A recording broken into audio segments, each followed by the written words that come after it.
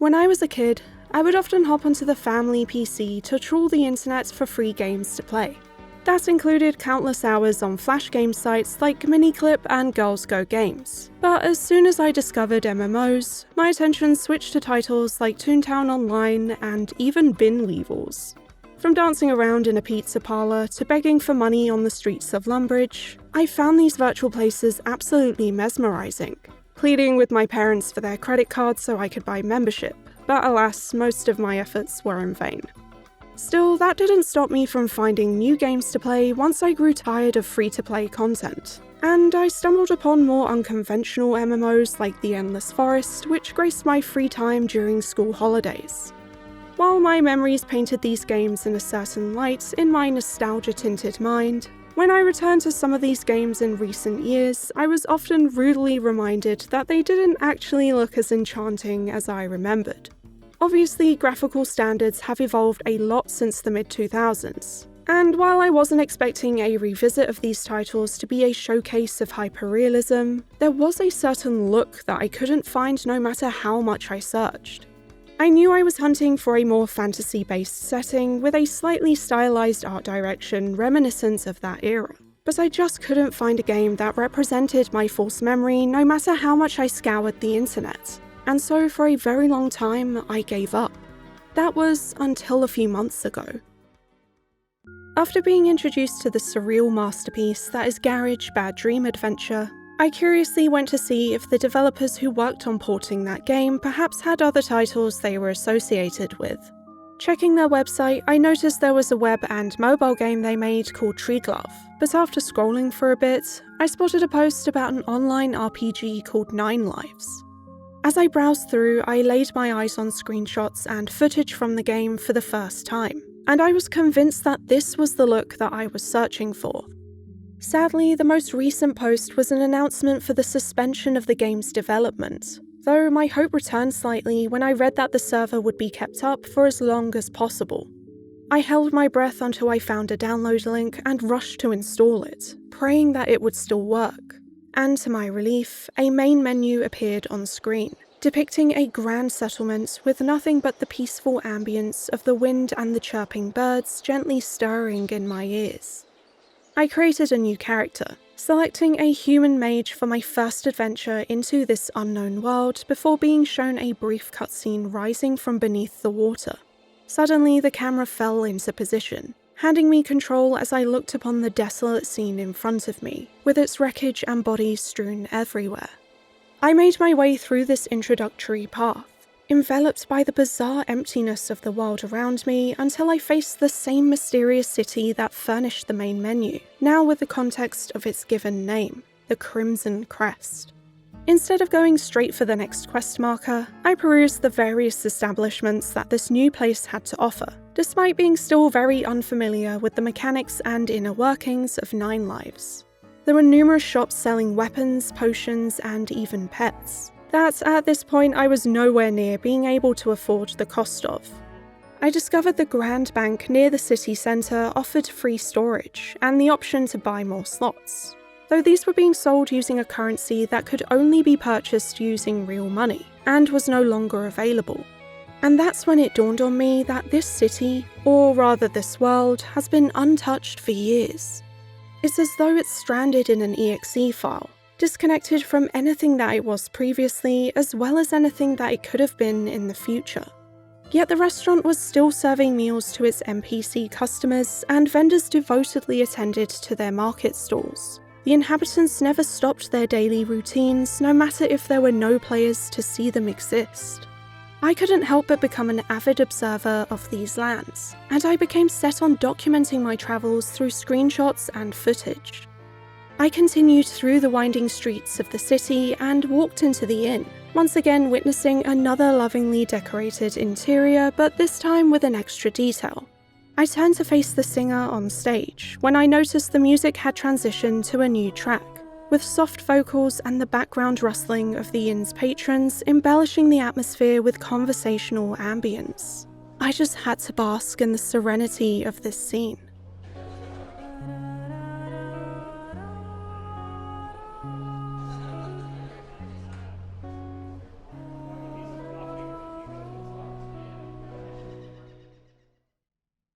When I was finally ready to move on, I waltzed into the castle and took on my next main quest, looking forward to everything I would see in my upcoming adventure. I continue through a mix of standard run-of-the-mill dungeons and fetch quests, gaining XP and rewards as I did. As far as the combat and leveling goes, it works a little differently to usual RPGs. There aren't any character levels and drops are completely random, meaning you could get some very powerful equipment even early on in the game. The XP you gain is put towards abilities instead, though there is a limit to how many you can have unlocked for one character, and to reset your skills you'll have to pay using XP too. Almost everything is accessible regardless of where you are in the game, and you're granted so much freedom to play and discover things as you wish. There aren't detailed tutorials or guides that give you solutions and waypoints. Instead, you'll find mysterious symbols on scraps of paper that you stumble across by simply exploring the environments. Eventually, you may find all the pieces you need and solve the riddle, leading you to a secret chest or the start of a hidden side quest. Through its lack of hand-holding and the seemingly countless mysteries that were buried within, the world of Ninelives effortlessly compelled me to scout out every area on the map that I could, taking on my self-assigned adventurer's challenge. My journey led me from discovering sprawling, stunning landscapes to experiencing the serene, sitting upon a mountaintop and peering at the view below to watching fish swim past me underwater. There were so many moments where I was breathtaken by what I saw.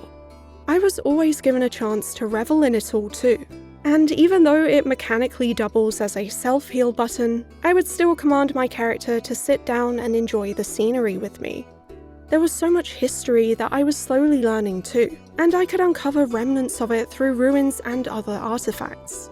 I would often spot these adorable stone statues that would sport small hats you could collect, and I revelled in the melancholy of the remains of a lone golem jutting out of the ground. As time went on, I managed to unlock all the fast travel points I could, which I have to give a spotlight to for being so beautifully designed and also for the really cool transportation animation. Aside from that, there are other methods of travel, one of which is buying a trusty mount for faster movement speed.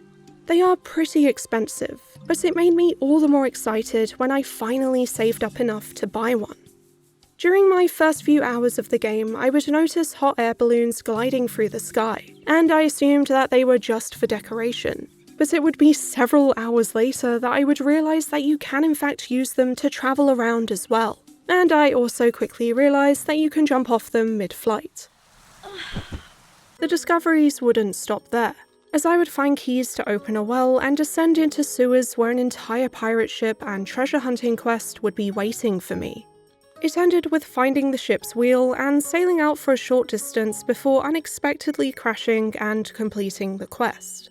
Other quests had similar fun moments, like bringing a mechanical golem to life and watching it blast off into the sky, or summoning a ghost by stopping the sound of a giant ocarina-like instrument.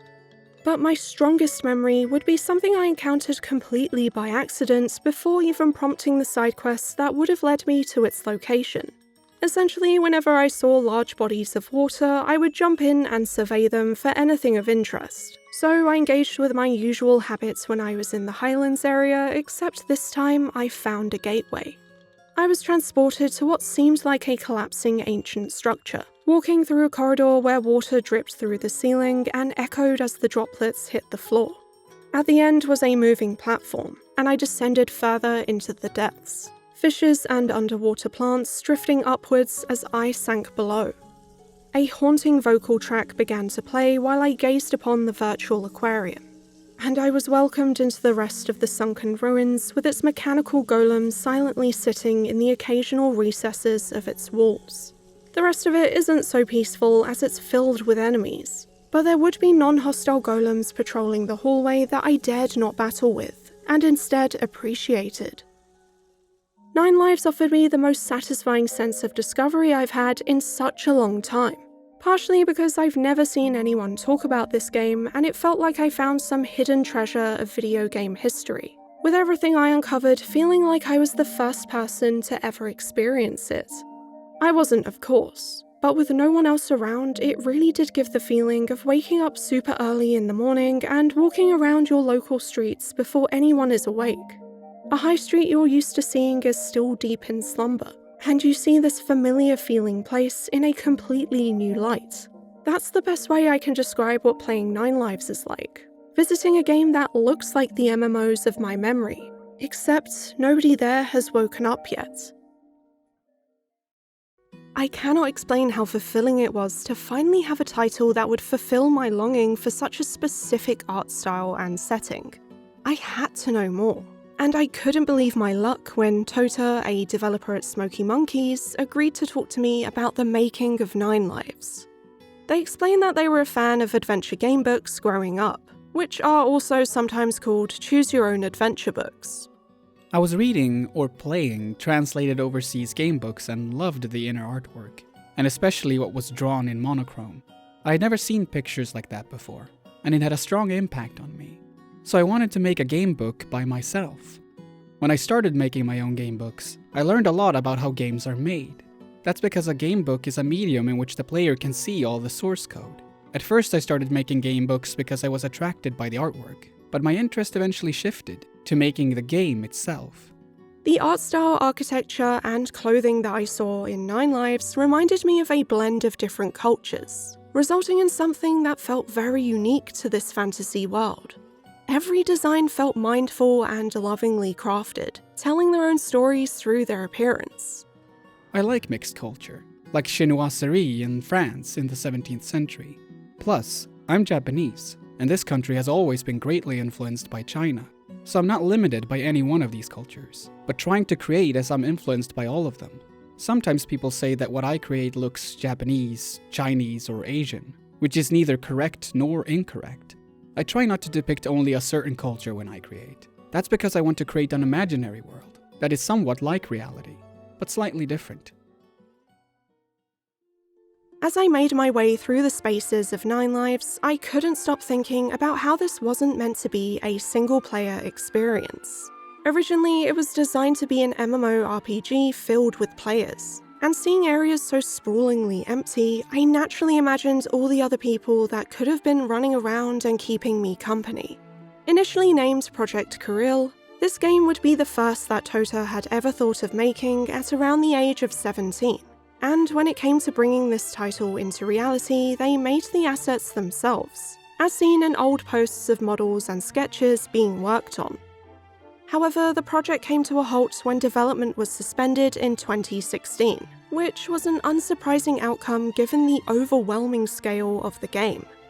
Ninelives was too much for me in many ways. It was a world I had been thinking about since I was young, but there were too many things to handle. And in that sense, it's exactly the dream a child thinks about. We're a team of 2 in SmokymonkeyS, but one of us is in charge of programming and system engineering, and the game itself was created completely by myself. I had to create all the pictures, models, terrain, music, and story by myself. Now if I'm going to make something, I don't make it on such a large scale anymore. In most cases, an unfinished game won't immerse me as much, and knowing that I wouldn't experience it in its complete form would be something that normally deters me from playing something to begin with. But there was a feeling about Ninelives being this kind of dying world that intrigued me more than anything. As time went by, I felt like having the space be so empty made me feel isolated in a way that actually benefited my experience. It was as though I was one of the few explorers of this realm. Like this world was mine and mine alone. I stopped imagining the areas being filled with other players, and instead absorbed the peaceful freedom of my solitude. Eventually, the main quests of Ninelives came to an abrupt end, and even though I was waiting for this moment, it didn't hurt any less. I jumped back onto the site to check the posts once more, and noticed that there was a mention of the incomplete areas of the game being added in too. The Crimson Isles and Continental Highlands were the only 2 playable areas with quests and dungeons to conquer. The rest of the gateways were blocked off despite my attempts to get past them in the early game. I looked at the requirements for unlocking these other environments, which involved scaling various mountains in the game in order to gain the prestigious medals awarded by the Climbing Club. So just as the main quest ended, a new one had unofficially begun. I analysed my map and made my way up to places that I thought could hold a flag, which would be marked down if my assumption was correct. Unfortunately, after a while, I got a little stuck, and still had no idea how many flags there were or where I should look for the remaining ones. I desperately tried making a post on the rather inactive forum for the game, but didn't receive a response until 4 months later when a user called Zeph kindly responded to my inquiry with a link to a Japanese wiki for the game.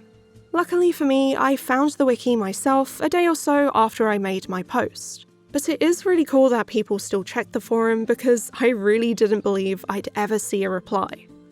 Using the wiki page and Google Translate, I was able to track down the 2 missing mountain flags that I hadn't been able to come across myself, and finally received my well-deserved medal. Now it was time to see a glimpse of what could have been. My first trip was to the Eastern Meadows, an autumnal-coloured landscape that's home to another main city called Sigmior. It was here that I found out that there's an airship I now had access to, which would take me between this new area and the Crimson Crest, which again I had to test jumping off of. Outside of Sigmior, I also came across humble farms and a lone lighthouse, even chancing upon a village with a giant hollow tree that I imagined would have been a component of some important quest. And after that, I saw a boat nearby and chased it along the river, wondering if that could have been another popular method of travel. My next stop was the Dusk Everglades, a tropical region that had bridges stretching across its mountains and cozy settlements nestled between the trees down below. And from there I moved on to the darker, rainy palettes of West Pine Hollows. I watched the creatures of this land move around in their natural habitat, even spotting a mythical deer grazing beneath a tree that bore glowing fruit. A tranquil nighttime was blanketed across most of the environment here, and I sat and listened to music that has fallen on so few ears, setting up a campfire to keep me company. I found so many vacant buildings and silent NPCs with their dialogue unwritten, and it was in these unfinished areas that I felt that I was roaming not the game of Ninelives, but the ghost of it. It was a world that seemed like it was dying, though it was never really alive in the first place. There was one final region I had to visit that is aptly named the Wastelands, and as I entered I was greeted by the view of a far-reaching desert. I explored this endless ocean of sand on horseback, only rarely discovering an isolated structure or oasis in the midst of its expanse. Gazing upwards, I could sometimes make out a strange flying creature that no doubt had its own unrealised part in an unimplemented narrative here, and I pondered what its role could have been as a friend or foe. But then, as I followed a northwestern path on the map, I found myself standing face to face with Triglav Tower. You may remember I mentioned the developers made another game called Triglav, which I knew shared some similarities in art direction from a first glance at its character designs and enemies. But it would be here where I would get confirmation that the games share the same universe. The web version of Triglav was made in 2002, and after Ninelives, Tota went on to make the mobile version that still receives updates even nowadays. Your aim in the game is to save the princess at the top of the 50-floor tower, fighting your way through and solving puzzles along the way. It does feel like a condensed version of Ninelives in a sense, and you can see a lot of the same DNA in its dungeons, user interface, and even notes with hints drawn onto them for you to derive meaning from. I have to say, it's really nice seeing this shared setting being fully realised in a finished game, no doubt thanks to being smaller and much more manageable in scope. In my further research, I discovered a few more fun extra tidbits surrounding Ninelives in the form of fun little joke videos, including an April Fool's trailer showcasing the game as a first-person shooter to the backing of Iron Maiden's Be Quick or Be Dead, and also the very 2010 Caramel Dancen video, which is truly the best thing ever. I already said how the port of GarageBad Dream Adventure is how I found out about Ninelives in the first place, and if you don't know anything about Garage, I highly recommend playing it and watching Tango Mushi's fantastic video on the title to really understand just how special it is. I'm particularly fond of the art style of the game, and there was a gut feeling I had that Tomomi Sakaba, the creator of Garage, was involved in some way with certain aspects of Ninelives too. So when I found out that he was in fact involved, I felt very validated to say the least. Sakaba was involved in Ninelives in a lot of ways. He did some of the texture pictures for flowers, plants, and tree leaves. He also drew the world map and area maps of the game, and actually walked around the world by himself to make this. He was one of the earliest game testers of the game. Oh, and I have to tell you this, he's the voice actor of the male Nightbreed and Elf. In addition, his wife did some of the creature voices. Her voice is also used on Triglav too. I had thought that the game look I was digging around for all those years was going to be a purely visual experience. But as I played Ninelives, I realised that wasn't all I wanted. It was a sense of discovery that I craved, falling into areas and situations that I'm rewarded with through my simple desire to explore. The fact that this game would probably never be finished in a narrative sense didn't matter to me anymore. And I got so much more from this dead version of this world than I do from game experiences that allow me to reach their conclusions. I'll always appreciate Ninelives for what it is, just as much as what it could have been. A huge thank you to Tota and SmokymonkeyS for taking the time to give their insights into the development of Ninelives, and I'll have social links and the full interview in the description. Thanks to my patrons for making all of this possible, and thank you for watching.